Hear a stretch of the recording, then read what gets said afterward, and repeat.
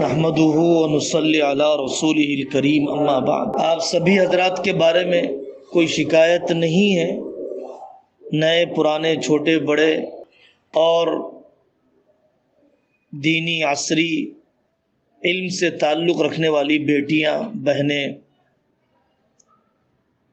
لیکن وقتاً فوقتاً بڑوں سے سنی ہوئی باتیں مذاکرہ ہوتے رہنا چاہیے، سبق تازہ ہونا چاہیے۔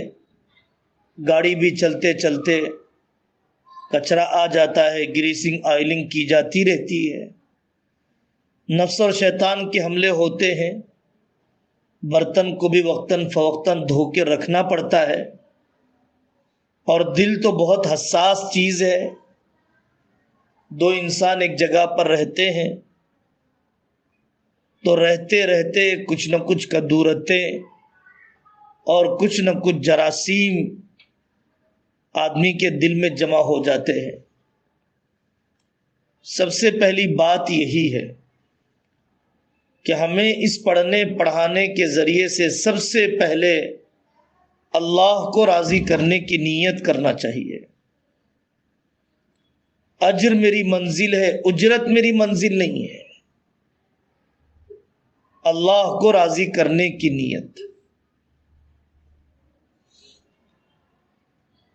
اور دوسرے درجے میں اپنی اصلاح کی نیت، میری اصلاح ہو جائے، میری تربیت ہو جائے، میرے علم میں ترقی ہو، میرے اعمال میں اضافہ ہو، میری صفات میں اور بہتری آ جائے، میری زبان میں میٹھاس، میرا دل دھلا ہوا، میری تہجد، میرا اشراق، میری اوابین، میری چاشت، میرے صبح اور شام کی تلاوت کی مقدار اس بہانے سے قابو میں آ جائے۔ اگر کچھ اور نیتیں ہو رہی ہے یا دل میں پیدا ہوتی ہے تو سوائے نقصان کے اور کچھ نہیں ہے۔ حضرت شیخ الحدیث مولانا زکریا صاحب رحمۃ اللہ علیہ فرمایا کرتے تھے، ایک بہت بڑے پیر جی کے پاس ایک شخص مرید ہونے کے لیے آیا، بہت دن تک رہا لیکن اس کے حالات میں کوئی سدھار نہیں آ رہا تھا، کوئی تبدیلی محسوس نہیں ہو رہی تھی۔ سالہ سال کے بعد ان پیر صاحب نے اس شاگرد کو بلایا، بیٹا تم آئے کیوں ہو بتاؤ؟ تو اس نے کہا حضرت آپ کی طرح پیر بننے آیا ہوں۔ تو اس نے اپنی اصلاح کی نیت ہی نہیں کی، اسے تو بڑا بننا ہے، اسے تو ایک مقام حاصل کرنا ہے، وجاہت پانا ہے، کرسی حاصل کرنا ہے۔ یہ گھٹیا تمنا، یہ ناپاک ارادہ سالہ سال رہا لیکن کوئی عملی تبدیلی نہیں آئی۔ تو سب سے پہلا کام جو مجھے اور آپ کو کرنا چاہیے ہمیشہ وہ یہ ہے کہ اپنے اس کام کے ذریعے سے میرا اللہ راضی ہو جائے۔ دنیا جانے نہ جانے، اللہ جانے، دنیا مقام دے نہ دے، اللہ مجھے مقام دے دے۔ دوسری بات یہ ہے کہ آدمی موت تک طالب علم رہتا ہے۔ علم ایک سمندر ہے، وَمَا أُوتِيتُم مِّنَ الْعِلْمِ إِلَّا قَلِيلًا، تمہیں تو بہت تھوڑا علم دیا گیا ہے۔ انور شاہ کشمیری رحمۃ اللہ علیہ، جنہیں چلتا پھرتا کتب خانہ کہا جاتا تھا، لائبریری کہا جاتا تھا، مفتی شفیع صاحب رحمۃ اللہ علیہ 60-70 سال قرآن و حدیث کے اعلیٰ درجے کی خدمات انہوں نے انجام دی۔ وہ اپنے آپ کو طالب علم سمجھتے تھے، موت کے لمحات میں بھی کتابیں دیکھا کرتے تھے۔ حضرت شیخ الحدیث مولانا زکریا صاحب رحمۃ اللہ علیہ اپنے خاص شاگرد مولانا یونس صاحب جون پوری رحمۃ اللہ علیہ کو نصیحت کرتے تھے، کتب بینی نہ چھوڑنا، کتابوں کا مطالعہ نہ چھوڑنا، کتابوں کا مطالعہ نہ چھوڑنا۔ بہت جلدی آدمی اپنے آپ کو پڑھا ہوا سمجھنے لگ جائے۔ عالم ہمیشہ اپنے آپ کو جاہل سمجھتے ہیں اور جاہل ہمیشہ اپنے آپ کو عالم سمجھتے ہیں۔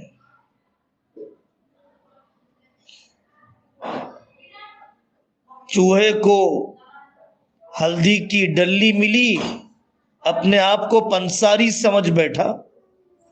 صرف ہلدی کی ڈلی کو لے کر چوہا سمجھ رہا ہے کہ میرے پاس بھی دوا ساز کی دکان ہے، حالانکہ جڑی بوٹیوں کی 85 قسمیں ہیں، صرف ہلدی کو لے کر سمجھنے لگ گیا۔ الحائق صلی رکعتین وانتظر الوحی، کہاوت ہے کہ چھوٹے ذہن کے آدمی نے 2 رکعت تہجد پڑھی، وحی کے انتظار میں بیٹھ گیا۔ اب حضرت جبرائیل آئیں گے میرے پاس، نورانی قاعدہ بھی تجویز سے نہیں ہوا، اور کیا پڑھوں میں، بہت پڑھ لیا ہوں میں، ابھی تو 7 قراءت ہے، 10 قراءتوں میں قرآن پڑھا جاتا ہے، 7 قراءتوں میں پڑھا جاتا ہے، 14 قراءتوں میں پڑھا جاتا ہے۔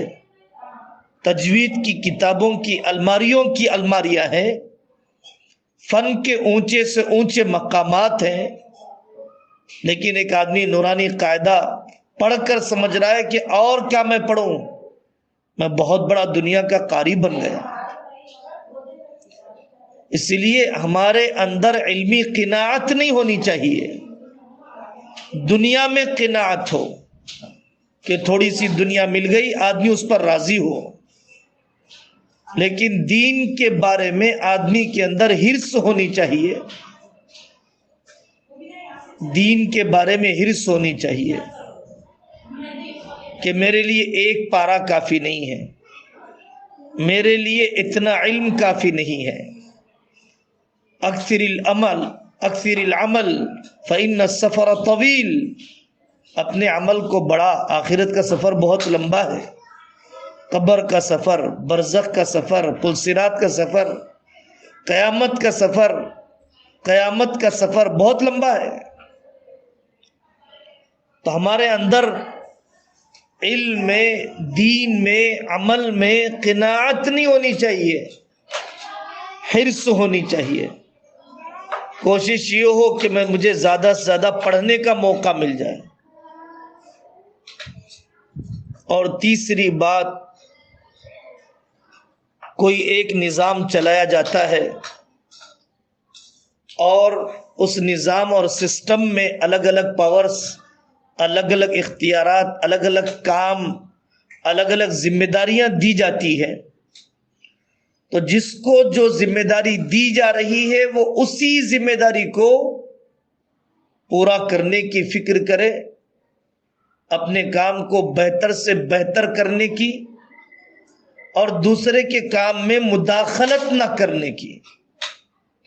ہاں ایسا ہو سکتا ہے دوسرا موجود نہیں ہے تو اس کی مدد ہم کر دیں، اس کے کام کی ذمہ داری اٹھا لیں، ٹھیک ہے، اچھی بات ہے، لیکن دوسرے کے کام میں انوالو ہونا، دخیل دینا، اپنے ٹریک سے ہٹ جانا، اپنی لائن سے آگے بڑھ جانا، یہ سڑک پر ایکسیڈنٹ کا ذریعہ بنتا ہے۔ اور جو مشورے سے طے کر دیا گیا، جب جو کام دیا گیا، اسٹاف کے ہر آدمی کو جھاڑو مارنے سے لے کر اونچے سے اونچے کام تک کے لیے تیار رہنا چاہیے۔ حضرت مولانا ظریف صاحب مظاہری رحمۃ اللہ علیہ، وہ پہلے عالم کورس کی ششم کی کتابیں پڑھاتے تھے، بڑے عالم تھے، ان کو اس کے بعد چہارم کی کتابیں دی گئی، پھر سوم کی کتابیں دی گئی، پھر دوم کی کتابیں دی گئی، نیچے کر دیا جا رہا ہے۔ لگاؤ بجھاؤ کرنے والے لوگ ہوتے ہیں، حضرت یہ کیا ہے، آپ کو بجائے اوپر بڑھانے کے لوگ نیچے بڑھا رہے ہیں، مخلص کیسے ہوتے ہیں؟ اخلاص والوں کی استقامت کیسے ہوتی ہے، اخلاص والوں کے جذبات کیا ہوتے ہیں۔ انہیں عہدہ نہیں چاہیے، انہیں منصب نہیں چاہیے، انہیں دولت نہیں چاہیے، انہیں واہ واہ نہیں چاہیے، انہیں اللہ چاہیے، انہیں دین کی خدمت چاہیے۔ انہوں نے کہا اگر یہ لوگ مجھے پیچھے کرتے کرتے مظاہر العلوم مدرسے کا چپراسی بھی بنا دے تو میں چپراسی بن کر رہوں گا، دین کی خدمت نہیں چھوڑوں گا۔ کہنے کو بہت آسان ہے میرے لیے، آپ کے لیے، جب بیتتی ہے تو پتہ چلتا ہے نفس کیسے اشتعال لاتا ہے، شیطان کیسے جوش پیدا کرتا ہے، ماحول کیسے انتظامیہ کے خلاف آدمی گرم کرتا ہے۔ ایسے موقعوں پر مولانا یوسف صاحب رحمۃ اللہ علیہ نے اپنے ایک ساتھی کو بہت بنجر علاقے میں کام کرنے کے لیے بھیجا۔ وہ 6 مہینے کام کر کے آئے۔ جب وہ مرکز میں داخل ہوئے، تھکے ہارے، ٹوٹے ہوئے، اس انتظار میں کہ حضرت میرا استقبال کریں گے، حضرت میری تعریف کریں گے، پوچھیں گے دن کیسے گزرے۔ آئے مولانا یوسف رحمۃ اللہ علیہ نے ان سے سرسری مصافحہ کیا، آگے بڑھا دیا۔ وہ دوبارہ آئے، حضرت ڈانٹنے لگے، کیوں آئے ہو، اس سے پہلے مصافحہ ہو چکا، کیوں وقت ضائع کر رہے ہو، اپنے کام میں لگ جاؤ۔ دل ہی دل میں بات آئی، میں نے اتنا کام ان کے لیے کیا، اتنا کام میں نے ان کے لیے کیا، انہوں نے پوچھا تک نہیں مجھے نہیں کرنا ہے تبلیغ، تمہاری تبلیغ تمہیں مبارک۔ بستر اٹھا کر بس سٹاپ آنے لگے گھر واپس ہونے کے لیے۔ تو دل میں دوبارہ بات آئی، بھائی میں نے ان کے لیے نہیں کیا، میں نے تو اللہ کے لیے کیا، یہ مجھے کیا دیں گے، ان کا دیا ہوا کیا رہے گا میرے پاس، دیں گے اللہ، لینا ہے آخرت میں۔ دوبارہ واپس آئے، مولانا یوسف رحمۃ اللہ علیہ نے دور سے دیکھا، کرسی سے اڑ گئے، دروازے پر استقبال کیا، کیا بھائی کیسے حالات ہے بتاؤ، گھر کے حالات کیسے ہیں بتاؤ، دسترخوان لگاؤ، یہ بہت قیمتی آدمی آئے ہیں۔ حضرت پہلے تو آپ نے دوسری مرتبہ مصافحہ بھی نہیں کیا اور آپ میرا ایسے استقبال کر رہے ہیں گرم جوشی کے ساتھ۔ مولانا یوسف رحمۃ اللہ علیہ نے فرمایا بھائی دیکھنا چاہ رہا تھا کتنا کام تم نے اللہ کے لیے کیا، کتنا کام تم نے یوسف کے لیے کیا۔ یوسف کیا دے گا تمہیں، اللہ دینے والے ہیں۔ ہمیں اللہ کے لیے کرنے والے چاہیے، یوسف کے لیے کرنے والے نہیں چاہیے۔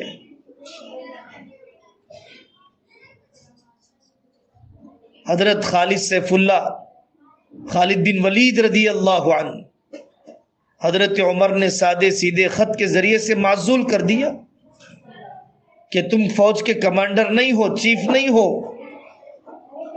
حضرت خالد بن ولید رضی اللہ عنہ نے فرمایا اگر میرے کام اور بازو میں کچھ بھی کمزوری آ گئی تو یہ اس بات کی علامت ہے کہ میں اللہ کے لیے نہیں بلکہ اپنے عہدے کے لیے کر رہا تھا۔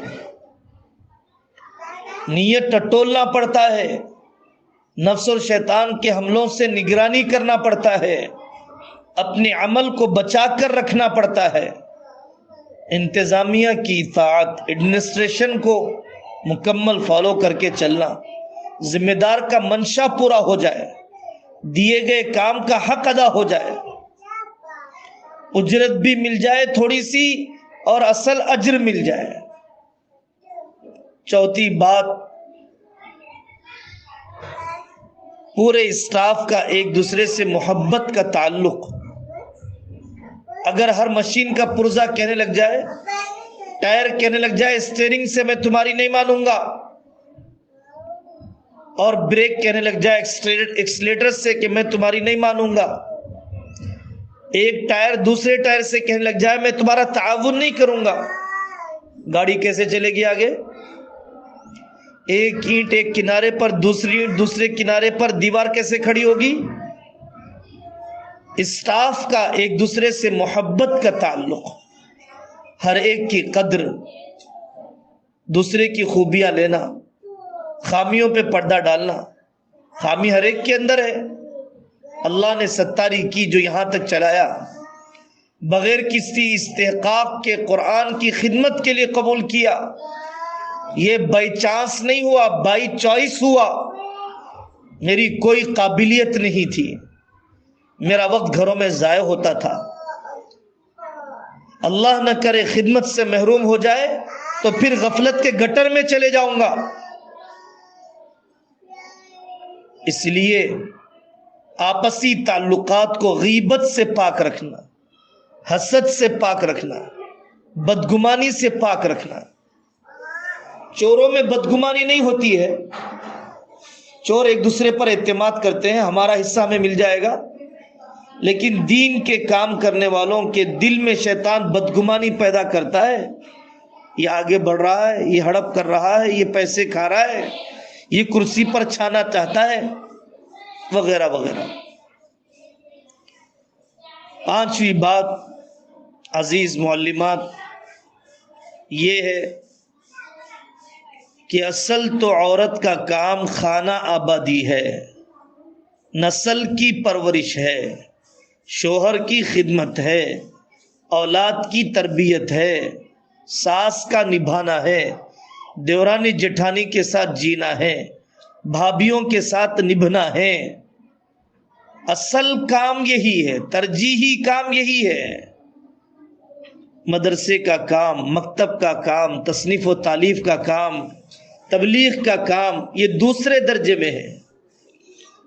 اگر کوئی لڑکی ہزاروں بچوں کا مدرسہ چلائے، شوہر کی خدمت نہ کرے، اگر کوئی بیٹی لاکھوں طالبات کی یونیورسٹی چلائے لیکن ساس دیورانی جٹھانی کو نہ نبھائے، وہ اپنی زندگی میں ناکام ہے، وہ آئیڈیل بننے کے قابل نہیں ہے۔ ابھی حضرت مولانا احمد عبید الرحمن اطہر صاحب نے فرمایا تھا کہ ایک لڑکی کے سسرال میں جھگڑے ہو رہے تھے، مدرسے میں پڑھی ہوئی لڑکی تھی۔ اس لڑکی کو کہا گیا بیٹا صبر سے رہو، سسرال کو نبھاؤ، مزاجوں کا فرق ہوتا ہی ہے۔ اس لڑکی نے کہا کوئی بات نہیں، میں خلا لے لوں گی، میری فلانی باجی جیسی رہتی ہے میں بھی ویسی ہی رہوں گی بغیر نکاح کے۔ یہ تو فساد کا راستہ ہے، یہ خاندانوں کو توڑ دینے کا راستہ ہے۔ ایسی ہمیں کوئی دین کی خدمت نہیں چاہیے، یہ شوق پورا کرنا ہے، شریعت پورا کرنا نہیں ہے، یہ اپنی نفس کی ہوس پوری کرنا ہے، اللہ کو راضی کرنے کا رخ نہیں ہے۔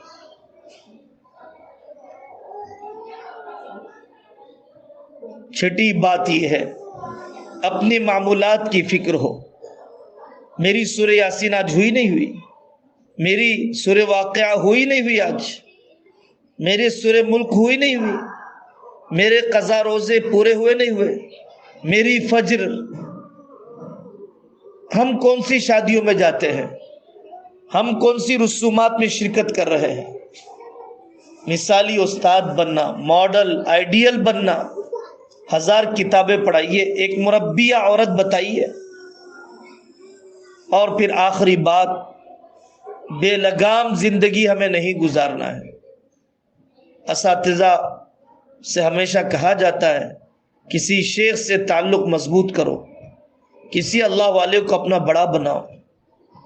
علم بہت تھوڑا ہے، عمل بہت کچا ہے، صحبت کسی کی نہیں ملی، اللہ والوں کی زندگی کو بھی نہیں پڑھا، زمانے کے فتنے بہت ہیں، نفس و شیطان کی مکاریاں پھسلا دیں گی، دولت اور عورت کی ہوس تمہیں بکھیر دے گی، دین کی خدمت پر تمہیں جمنے کا موقع نہیں ملے گا، کبھی فقیری تمہیں مایوس کر دے گی، کبھی مالداری تمہارے اندر تکبر پیدا کر دے گی۔ ان ساری سازشوں سے وہی انسان بچ سکتا ہے جو کسی اللہ والے سے اور کسی مشیر سے اپنا تعلق رکھتا ہو۔ تو ہماری ساری بہنوں سے درخواست ہے کہ اپنی ذاتی زندگی کو اللہ سے جوڑنے والی، شریعت پر مضبوط بنانے والی اگر بنانا ہے، اپنی آخرت کو سنوارنا ہے، اپنی صلاحیتوں کو ضائع ہونے سے اور نیت کو گندا ہونے سے محفوظ رکھنا ہے تو اللہ والوں سے تعلق اصلاح کا ضروری ہے۔ اپنے بڑوں سے پوچھ کے چلنے کی عادت ضروری ہے۔ نفس سے بڑا کوئی دشمن نہیں ہے، شیطان سے بڑا دشمن نفس ہے۔ نفس نے شیطان کو شیطان بنا دیا۔ اندر کا دشمن باہر کے دشمن سے بڑا ہوتا ہے۔ اللہ کے نبی فرما رہے ہیں لا تکلنی الی نفسی طرفۃ عین، اے اللہ پلک جھپکنے کی دیر مجھے نفس کے حوالے نہ فرما، پلک جھپکنے کی دیر مجھے نفس کے حوالے نہ فرما۔ یہاں پورا بیان میں نے نفسانیت کے لیے کر دیا، یہاں میں نے پوری نوکری نفسانیت میں کر لی، یہاں پر میں نے پورا عہدہ نفس کو خوش کرنے کے لیے کر لیا۔ اب بتائیے، جھوٹا کھانا، ایک سانپ جھوٹے پانی سے پانی نہیں پیتا ہے، ایک شیر جھوٹے گوشت کو کھاتا نہیں ہے۔ اللہ جھوٹے عمل کو کیسے قبول کریں گے؟ جس عمل میں اللہ کو بھی راضی کرنے کی نیت ہے، کسی اور کو بھی راضی کرنے کی نیت ہے، اللہ فرماتے ہیں مجھے جھوٹا عمل نہیں چاہیے، دوسرے کی شرکت والا عمل نہیں چاہیے۔ اگر دوسرے کو دکھانا، دوسرے نفس کو بھی خوش کرنا اگر تمہارا مقصد ہے، جاؤ اسی سے اپنا بدلہ لے لو، مجھے تو خالص عمل لے کر آؤ۔ مخلص کی صحبت کے بغیر اخلاص نہیں آتا ہے۔ کسی شیخ سے تعلق، بزرگوں سے تعلق، استاد سے تعلق، اپنی لگام ان کے ہاتھ میں، قدم قدم پر پوچھ کے چلنا، اس کے بغیر 1400 سال میں کبھی کسی سے اللہ نے کام نہیں لیا ہے۔ پر لگ جاتے ہیں آدمی کے، ترقی رک نہیں سکتی ہے۔ اللہ تبارک و تعالی آپ حضرات کی خدمات کو قبول فرمائے۔ احساس رہتا ہے گھریلو کام کاج کے ساتھ، دوسری ذمہ داریوں کے ساتھ جتنا بھی بوجھ آپ لوگ اٹھا رہے ہیں واقعی بہت بڑا بوجھ ہے، لیکن کام اور بہتر ہو جائے، قبولیت و نورانیت کا رنگ چڑھ جائے، اس لیے اس قسم کے مذاکرے میری بھی ضرورت ہے، آپ کی بھی ضرورت ہے۔ اللہ تعالی ہم سب کے اعمال کو خالص مخلص بنا کر قبول فرما لے۔ سبحان اللہ و بحمدہ، سبحانک اللہم و بحمدک، ونشہد ان لا الہ الا انت، نستغفرک۔